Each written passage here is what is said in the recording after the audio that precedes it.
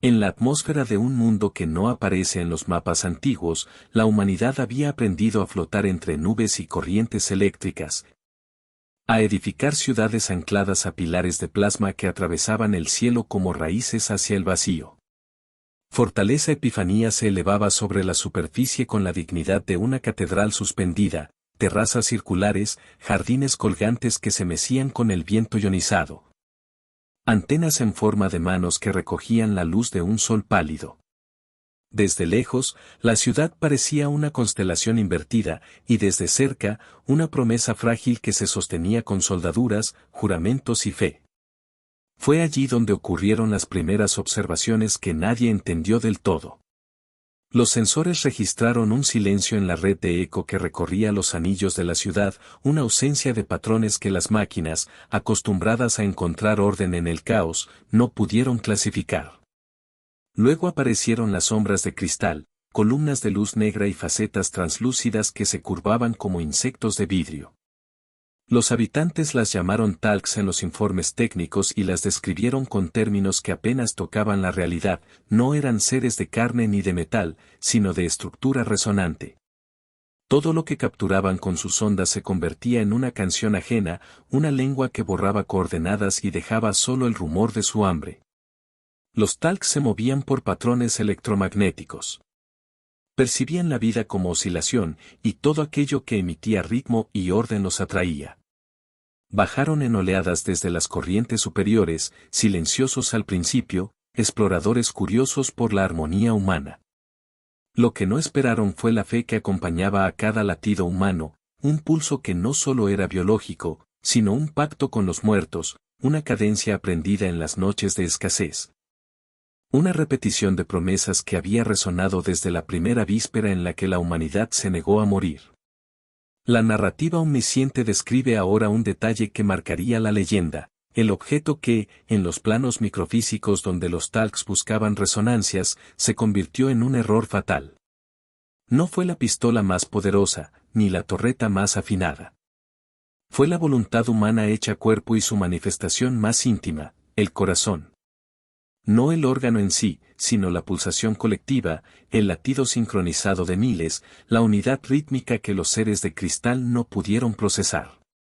Mientras los talks devoraban patrones y convertían ciudades en sinfonías vacías, la humanidad comenzó a tejer otra cadencia, la de la resistencia.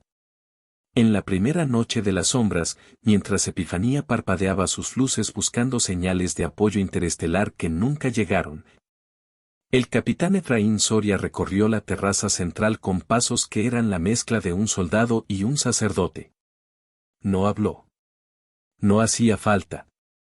En su bolsillo llevaba un rosario de plata cuyo eslabón final estaba gastado por los dedos de su abuela, una reliquia que en otra vida se habría enterrado en tierra firme. En la manga de su armadura, una grieta reciente dejaba ver el reflejo distorsionado de su propio rostro, el visor roto que había recogido en la primera escaramuza, ahora convertido en medallón que recordaba la fragilidad del cuerpo humano. Y en la pequeña caja impermeable junto a la consola orbital, había un dibujo infantil, una cúpula azul y un sol sonriente dibujado con crayones. Ese dibujo era una promesa, la memoria de un lugar al que regresar, una imagen tan simple que podría sostenerse frente a la anomalía y no ser consumida. La presencia de los talks no borró solo la vida visible, intentaron borrar la referencia misma del ser humano, absorbieron patrones, replicaron gestos y dejaron a las máquinas sin sincronía. Pero donde las computadoras fallaban, las manos humanas podían tomar decisiones que no cabían en un algoritmo, la precisión del sacrificio, la pausa deliberada antes de un acto irreversible. La oración silenciosa antes de presionar un detonador. Y en esa pausa nació la estrategia más extraña y terrible, usar el latido humano como arma, convertir el pulso que da vida en un pulso que destruye. La atmósfera se volvió un instrumento. Los pilares de plasma que anclaban Epifanía a la estratosfera vibraban con la frecuencia del viento solar. Si alguien podía aprender a tocar esa estructura como una cuerda gigantesca, si una multitud de corazones podía sincronizarse con esos pilares, quizás el resultado sería una nota fuera de la escala. Una disonancia que los talks no soportarían. Era una operación que exigía más que técnica.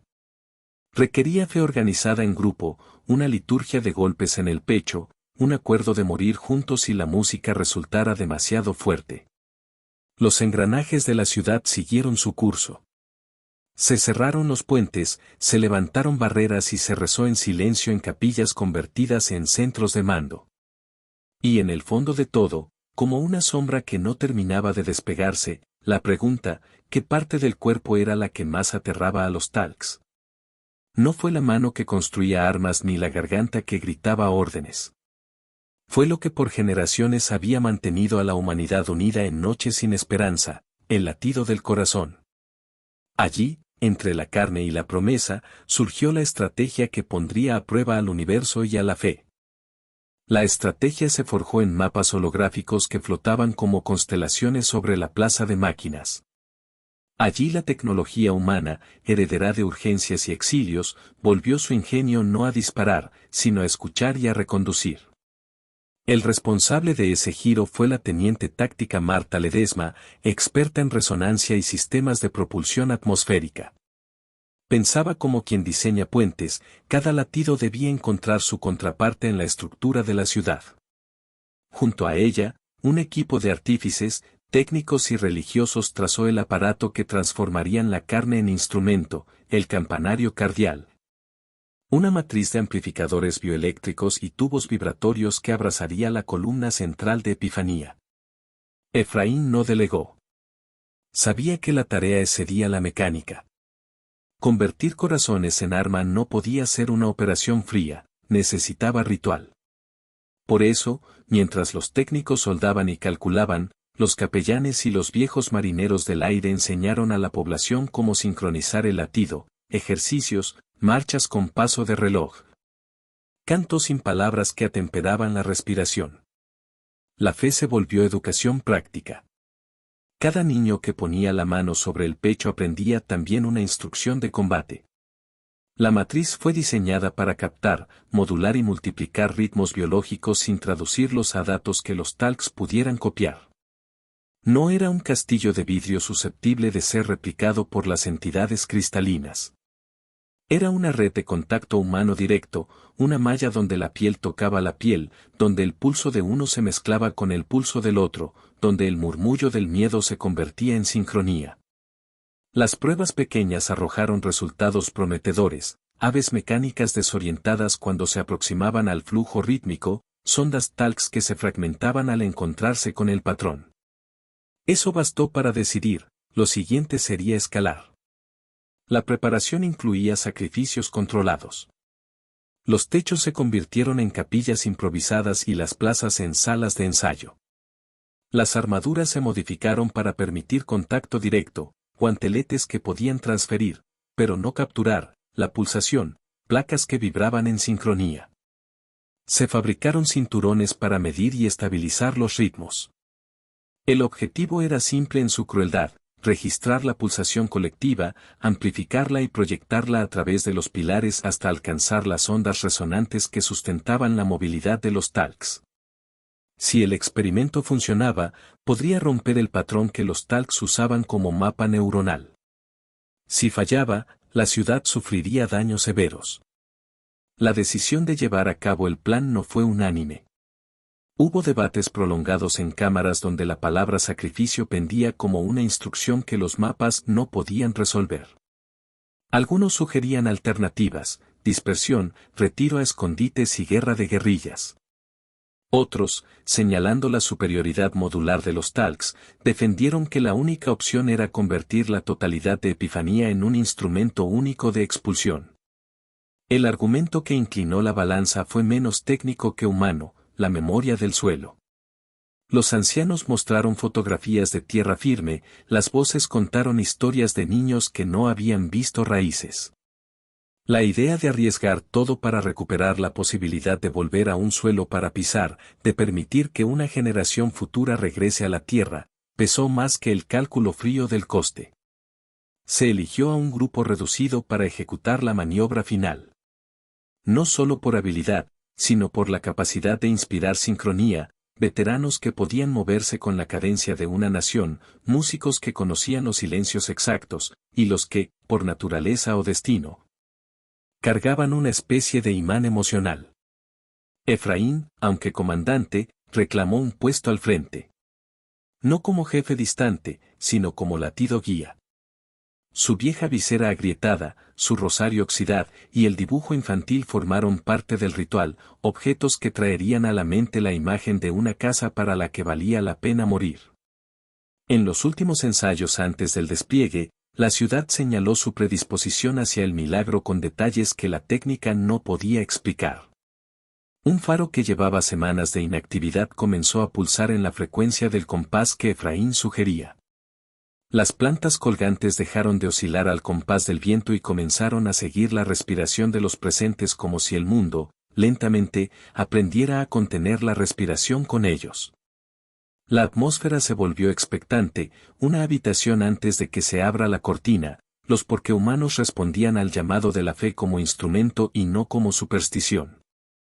Allí, en la calma previa, Marta colocó el campanario cardial, un collar de fibra y cristal que debía acoplarse a la columna central.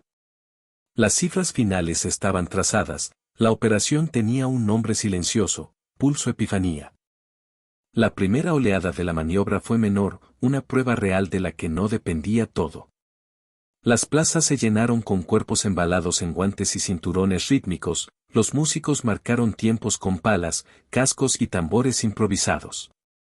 El campanario cardial vibraba como un corazón mecánico.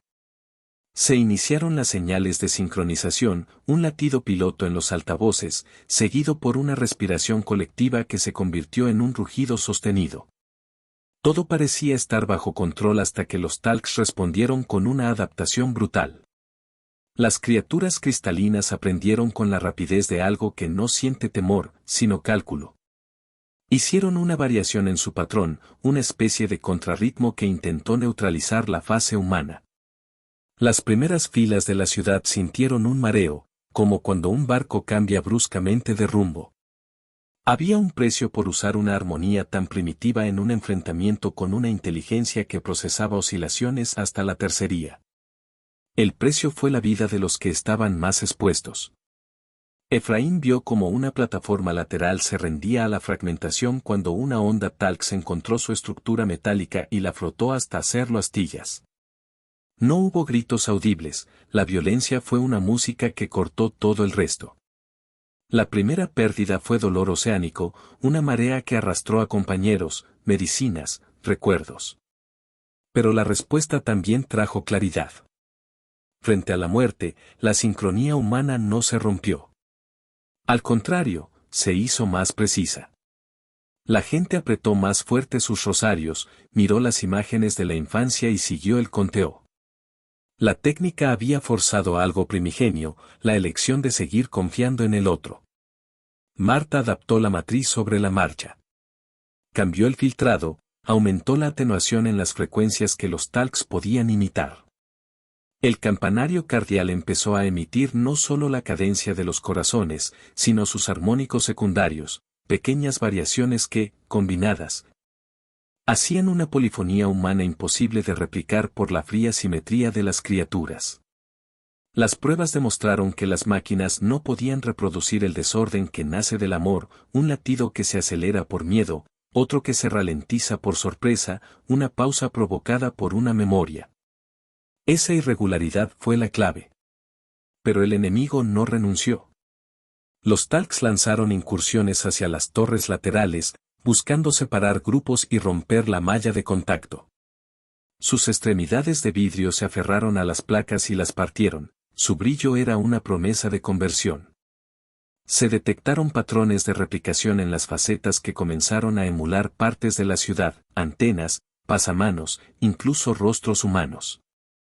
El peligro de que los talks aprendieran a copiar el campanario era real.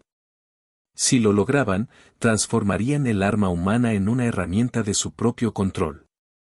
Entonces surgió la necesidad de un acto decisivo, de elevar la operación a una escala planetaria. La matriz debía alcanzar la frecuencia de los pilares de plasma que unían la ciudad al manto electromagnético del planeta. Aquella red de columnas no solo mantenía a Epifanía en el aire, era un vínculo con la corteza etérea de Tzal, la zona que podía ser moldeada por vibraciones concertadas. Si la ciudad lograba excitar esos pilares en una frecuencia que los talcs no toleraran, la onda reverberaría por toda la columna atmosférica y forzaría a las entidades a retroceder o descomponerse. El plan encendió una discusión moral aún más aguda. Para alcanzar la resonancia necesaria, ciertos estabilizadores planetarios debían desconectarse. Eso implicaba una inestabilidad masiva en las corrientes que sostenían a Epifanía. El sacrificio no sería solo terrestre, si la maniobra fallaba, el planeta entero sufriría una catástrofe. La palabra planeta se convirtió en pronombre que los jóvenes no terminaban de comprender, era la suma de mares en suspensión, corrientes, atmósfera y la memoria de la posibilidad de caminar sobre suelo. Algunos abogaban por arrancar la ciudad y huir a romos de asteroides cercanos. Efraín, con la visera agrietada y el rosario al cuello, miró la cúpula del dibujo infantil y supo lo que debía hacerse. No por gloria, sino por la memoria de los pasos que aún tenían que darse en una tierra que no conocían. La operación se intensificó. Las filas humanas se compactaron hasta formar una malla continua.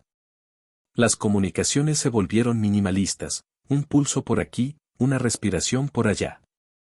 El campanario cardial se integró finalmente con los tensores de la columna central. Marta transmitió los ajustes finales. Se necesitaba un detonador emocional, un patrón conductor que obligara a todos a seguir sin dudar.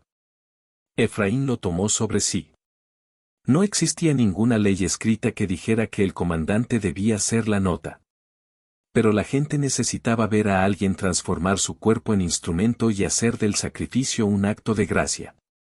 En la víspera de la maniobra completa, se llevaron a cabo pequeños rituales, niños que ofrecían piedras pintadas, ancianos que colocaban cartas en urnas, parejas que compartían sus últimos silencios.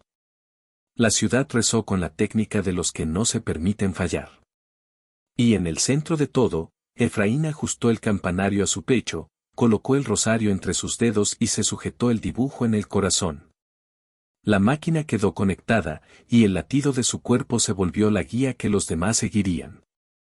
La noche en que todo debía suceder, la atmósfera estaba tan quieta que la respiración colectiva sonaba como un motor. Cientos de miles de pechos siguieron a Efraín. El campanario cardial, anclado a la columna central, comenzó a amplificar los latidos con una precisión casi cruel. La matriz envolvió la ciudad, y la señal, como un eco, subió por los pilares hacia el cielo.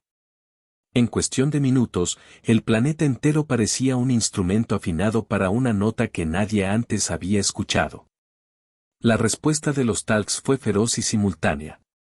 Se desplegaron no como escuadrones sino como una ola líquida de cristal que buscaba envolver las placas de anclaje.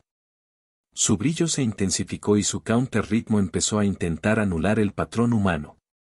La ciudad resistió con la perfección de una orquesta dirigida por la muerte, cada latido se convertía en una nota calculada para forzar la disonancia en el enemigo. Las antenas vibraban, las luces parpadeaban y el suelo sintético tembló. Pero el precio era mayor del esperado. Al alcanzar la resonancia necesaria para impactar la estructura del talx, los pilares comenzaron a entrar en fatiga. Las tensiones se concentraron en puntos que la ingeniería no había previsto. Columnas de plasma chisporroteaban, juntas de carga se sobrecalentaban, y la red de sustentación de Epifanía sufrió torsiones que la desafiaban. La ciudad se elevó y se hundió en pulsos, como un corazón que se convulsiona. Efraín comprendió entonces la realidad en su cruda forma. Para obligar a los talcs a fragmentarse, había que sostener una nota que la ciudad no podía mantener sin sufrir daños irreparables. La única alternativa para que la maniobra funcionara con la escala necesaria era una intervención directa en la base planetaria, debilitar la matriz de anclaje de Tzal. Provocar una redistribución de cargas que hiciera de los pilares un elemento vibratorio con una resonancia extrema. En lenguaje práctico, sacrificar la estabilidad del planeta para crear la onda que rompería a los talcs. Era una decisión que escalaba la definición de sacrificio a lo literal. Se llamaba resistencia total. Efraín no pidió votación. No tenía tiempo para ello y, además, había comprendido que algunas decisiones no eran sujetas a consulta cuando una especie entera estaba al borde de quedar convertida en patrón de resonancia para sus depredadores. Tomó el detonador que conectaba directamente con los estabilizadores planetarios. Era un acto nuclear de confianza. Pulsar esa orden significaba abrir una fisura en la costura que sujetaba la atmósfera y aceptar que, a cambio, la nota que la ciudad emitiría sería tan pura que los Talks no la podrían tolerar. Antes de accionar, tuvo un último gesto humano que la narrativa omnisciente registra con detalle, levantó la mano hacia el rosario, apretó el dibujo infantil contra su pecho. Y con la otra ajustó la visera agrietada para que el reflejo del mundo no le lastimara los ojos. No hubo palabras, solo un rito de paso y un latido que se transformó en dirección. Pulsó. La orden activó la secuencia final. Las tensiones planetarias se reacomodaron. En la ciudad, la gente sintió un tirón profundo, como si el suelo de sus recuerdos se moviera. La música humana llegó a un punto de inflexión donde la disonancia buscaba la pureza. La nota se elevó, fue aguda y al mismo tiempo densa, como un vidrio que se vuelve un grito. Los Talks, en contacto con aquella armonía, no supieron cómo replicarla. La estructura que lo sostenía comenzó a ceder. Sus facetas se quebraron, pero la onda de retorno que atravesó la columna también estaba diseñada para revertirse hacia la ciudad. Si la armonía era demasiado poderosa, los daños colaterales serían devastadores. Fue en ese instante cuando la dimensión del sacrificio se hizo carne. Efraín sintió el dolor físico como uno más entre tantos. No buscó aliviarse. Su cuerpo transmitió el latido final con la firmeza de quien entrega todo. La matriz captó ese latido y lo moduló, lo hizo crecer y lo proyectó. Las caras alrededor de él se difuminaron en una única línea de confianza. El rosario se deslizó de sus dedos y quedó colgando, visible, un testigo de la entrega. La explosión de sonido que siguió no fue ruido, fue una ruptura de patrón. Las estructuras del Talks, que dependían de sincronía, empezaron a disgregarse al sentir imposibles armonías internas. La cristalización se volvió interferencia. Fragmentos de criaturas comenzaron a recombinarse en formas inestables que no podían sostenerse. Un silencio como nunca antes fue el premio inmediato, primero un descenso en la actividad de las entidades, luego su disolución en microdestellos que el cielo absorbió como si fueran estrellas fugaces pero en cámara lenta. Pero la victoria tuvo su precio indicado. La redistribución de tensiones en Tzal provocó colapsos en los anclajes. Algunos pilares se desprendieron, arrastrando plataformas enteras. Epifanía se flexionó y chirrió como una caja cuyo cierre se rompe. Había muertos en las plataformas exteriores, comunidades enteras se perdieron en la caída. Las plantas colgantes se tornaron en cascadas de raíces artificiales que se deshicieron. La ciudad misma quedó severamente dañada, pero la nota había hecho su trabajo, expulsó y fragmentó a los Talks. El enemigo dejaba atrás un paisaje de microfragmentos de cristal, como restos de una alfombra rota. En medio del cataclismo, la escena final del clímax fue una imagen que los sobrevivientes guardarían como emblema: Efraín, la visera a medias, el rosario colgando, su figura recortada contra la explosión de luz. Lo que quedó de su cuerpo era una sombra que la narración preserva con ternura aguda. No era la imagen de un héroe que vence sin costo, era la de un humano que, con su corazón, había comprado tiempo para su pueblo. La resonancia se apagó. En el silencio posterior, la ciudad respiró con dificultad, ganada por el polvo y la pérdida. Sin embargo, entre los escombros, hubo respiraciones que continuaron. La fe, aquella que había sido parte del acto, persistió. Cuando el último fragmento de talc se esfumó en polvo lumínico, la atmósfera quedó herida pero limpia. La ciudad respiró lentamente, como quien despierta de una anestesia larga y dolorosa. La batalla había terminado, pero lo que quedaba era la reconstrucción de una arqueología de pérdidas. Por semanas, los supervivientes midieron la extensión del daño, plataformas rotas, acueductos suspendidos que necesitaban juntas nuevas, jardines que habían sido desacopados de sus raíces. Sin embargo, la pregunta definitiva no era técnica sino moral. ¿Había valido la pena el ajuste de la balanza donde el planeta quedó abierto a la posibilidad de no sostener su antiguo pulso? De la tragedia emergieron escenas que proscriben el tiempo. Niños que habían sido rescatados de cámaras colapsadas mostraban dibujos nuevos, no solo la cúpula azul sino un paisaje con raíces y piedras que desconocían. El rosario que había sido el ritual de Efraín fue hallado entre los escombros, todavía enrollado, con uno de sus granos partido por el calor. La gente se lo pasó como amuleto y como prueba de que un líder había entregado todo sin buscar reconocimiento. Hubo un objeto más que nadie olvidaría, la visera agrietada de Efraín, recogida y colocada en una capilla improvisada, no como trofeo sino como reliquia que recordaba que la decisión humana había sido, en última instancia, humana. Los ingenieros comenzaron a trabajar en la nueva topografía de Tzal. Sin la estabilidad previa, las corrientes necesitaban ser reacomodadas, las rutas aéreas recalculadas y las colonias próximas advertidas de una atmósfera menos indulgente. Hubo migraciones, grupos que deberían haber quedado en Epifanía se lanzaron a construir nuevas plataformas o a coquetear con la idea de volver a la superficie. Algunos, más jóvenes, veían la posibilidad de pisar suelo como una promesa incierta pero real. Otros, los que habían conocido la tierra solo por historias, se tomaron el tiempo para llorar a los que ya no estaban y para aprender cómo plantar de nuevo, esta vez con la hedenda de la gravedad real. La reconstrucción no solo fue material. Había una dimensión intangible, la memoria colectiva se transformó en liturgia.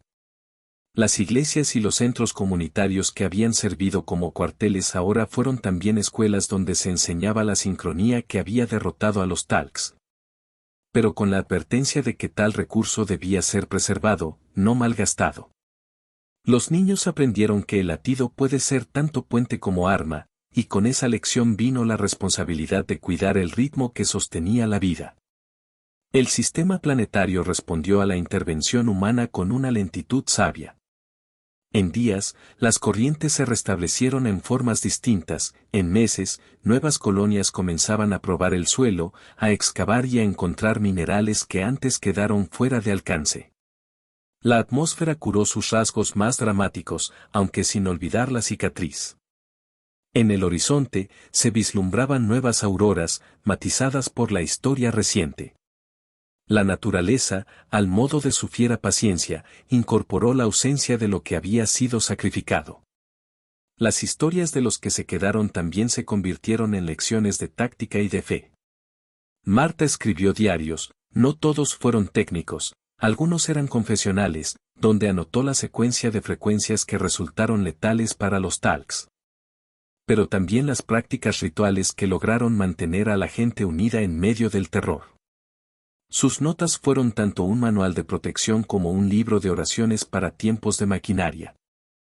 El campanario cardial, dañado y medio quemado, fue preservado y fragmentado en piezas que se instalaron en diferentes comunidades como instrumentos de recuerdo y advertencia. No se volvería a usar a nivel planetario sin una discusión que incluyera no solo ingenieros sino también poetas, ancianos y niños. El legado de Efraín se convirtió en algo más que una estatua. Su nombre fue inscrito en las paredes de la cúpula central, sí, pero también hubo una decisión más humilde y poderosa, el establecimiento de un día de latido, en el que toda la población sincroniza su pulso en memoria de quienes se sacrificaron. No es una fiesta de guerra, sino un recordatorio de la fragilidad de la vida frente a la ambición tecnológica y la seducción de soluciones absolutas. La primera celebración ocurrió al año siguiente, con la gente guardando silencio por un minuto y luego caminando por rutas reparadas con manos nuevas. La humanidad en Tzal aprendió algo que la narrativa omnisciente deja claro con ternura: la más grande arma no siempre es la más sofisticada, ni la estrategia más pulcra es solo técnica. Lo que los talcs temían no era el metal ni el fuego, sino la parte más íntima del ser humano que no se organiza por cálculo, el latido que nace del amor, la memoria y la promesa. Esa lección influyó en la política, en la educación y en la fe. No se trataba de poner el corazón en una mesa de combate como algo ingenuo, sino de reconocer que lo humano puede ser un vector de resistencia cuando es compartido y ritualizado. En las capillas reconstruidas se colgó la visera agrietada, el rosario de plata y el dibujo infantil en vitrinas. Eran reliquias que hablaban de una verdad simple, que la valentía no siempre contraria a la sabiduría, que la técnica pierde si se la separa de la compasión, y que la fe, cuando se convierte en acción, puede tener la precisión de un bisturí. Epifanía quedaba reducida a un conjunto de plataformas que ahora miraban diferente el cielo, el planeta Tzal guardaría nuevas sendas, y los hijos de la ciudad descubrirían raíces inusitadas bajo capas de polvo eléctrico. Los ingenieros que sobrevivieron a la maniobra debieron reeducar sus modelos de seguridad. El uso del latido como arma fue catalogado como último recurso, una política que luego muchas colonias adoptaron. Se escribieron doctrinas que mezclaban ética y física, haciéndose cargo del legado técnico y moral que la operación dejó. En universidades nuevas, estudiantes debatían si lo que Efraín hizo fue heroísmo o error táctico. La respuesta siempre era ambigua. La historia humana raramente ofrece certezas limpias. Pero la memoria pública sí eligió un tono, solemnidad agradecida. En las noches posteriores, cuando las luces de Epifanía eran menos, se podía ver un punto de brillo que flotaba en el cielo sobre la nueva aurora. Los niños decían que era la nota de aquella noche, atrapada en el firmamento. Los ancianos la llamaban signo. Los religiosos colocaron una oración sobre las plataformas donde se hallaron cuerpos y dieron gracias porque, entre la ruina, quedara la posibilidad de rehacer. La ciudad, a su modo, se volvía humilde, aprendía a construir no solo con materiales sino con límites. La narración omnisciente termina sus observaciones con la imagen de una generación que nació después del sacrificio, que conoció el latido como herencia. Los que vivieron la maniobra murieron, envejecieron o se fueron a otros cielos. Los que siguieron crecieron entre historias y manuales, entre rosarios y diagramas técnicos. Y en un rincón de la cúpula central, el dibujo infantil, ahora enmarcado y algo chamuscado en la esquina, seguía mostrando un sol sonriente. Era una imagen que había sobrevivido al fuego y que, quizá por eso, representaba la fe con más pureza que cualquier teoría, y cuando el humo se disipó, solo la fe seguía en pie. Vinieron por un planeta, pero encontraron a la fe humana encendida.